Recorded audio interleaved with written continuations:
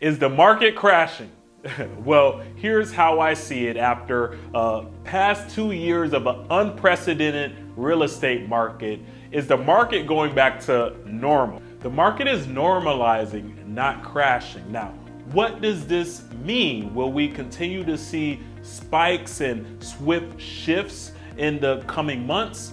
I like to refer to what the experts are saying. Hi, I'm Diante Lawrence, your real estate go-to, and I'm here to help you make the best decision in regards to your real estate needs. With the number of homes currently slowing down, we are actually seeing the market return to what it was pre-pandemic 2020. Looking at this graph from the National Association of Realtors, projections show that home sales return.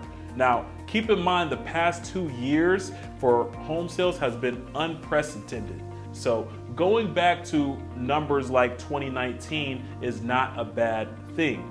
We had a good real estate market at that time, but there's still more work to be done to get back to that point. Daniel Hale, chief economist at Realtor.com, says that active inventory has grown 21% compared to 1 year ago. In other words, we're adding more options, but the market needs even more for home shoppers to have the amount of selection that they had pre-pandemic.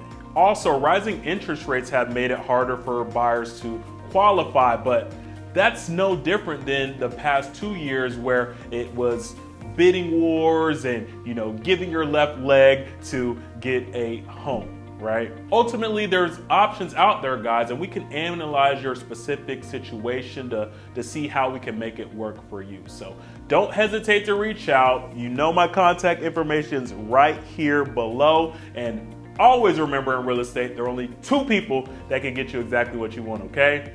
That's D and you. All right, talk soon.